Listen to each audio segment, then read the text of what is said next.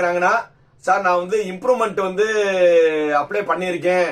ஆனா வந்து இப்போ ஜூன் 6ஆம் தேதிக்குள்ள கவுன்சிலிங் முடிச்சிட்டாங்கன்னா எனக்கு இம்ப்ரூவ்மெண்டோட மார்க் வந்துச்சு, எனக்கு கட் ஆஃப் எப்படி கால்குலேட் பண்ணுவாங்கன்னு அதை பத்திலாம் நீங்க ஒரி பண்ணவே தேவையில்லை.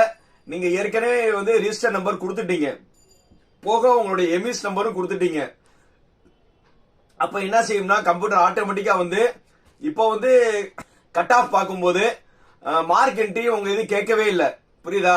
இல்லாட்டினா வந்து பிளஸ் 2 ரிஜிஸ்டர் நம்பர் மட்டும் தான் கேட்டிருக்கு, எது கேட்கல உங்களுடைய மேக்ஸ்ல எவ்வளவு, பிசிக்ஸ்ல எவ்வளவு, கெமிஸ்ட்ரியில கேட்கல. இது ஆட்டோமேட்டிக்கா என்ன செஞ்சிடும், கம்ப்யூட்டர் ஆட்டோமேட்டிக்காவே கால்குலேட் பண்ணிடும்.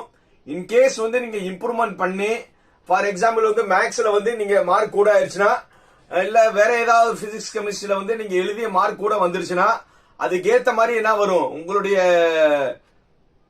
கட் ஆஃப் மாறிடும். அதுக்கப்புறம் தான் வந்து உங்களுக்கு ரேங்கிங் வரும். ஸோ அதை பத்தி நீங்க ஒரி பண்ண தேவையே இல்லை.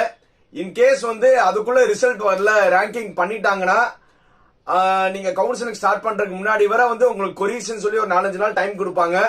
அப்ப கூட வந்து நீங்க புதுசா வந்து இம்ப்ரூவ்மெண்ட் பண்ண பிறகு மார்க் வந்த பிறகு நீங்க டைரக்டா வந்து டிஎஃப்சி சென்டர்ல போய் வந்து புதுசா வந்த மார்க் கொடுத்தீங்கன்னா கண்டிப்பா என்ன செஞ்சிருவாங்க, உங்களுடைய இம்ப்ரூவ்மெண்ட் வந்து மார்க் கால்குலேட் பண்ணி ரேங்கிங் லிஸ்ட் வந்த பிறகும் வந்து நீங்க என்ன செய்யலாம், மாத்தலாம். அதை பத்தி நீங்க ஒரி பண்ண தேவையே இல்லை.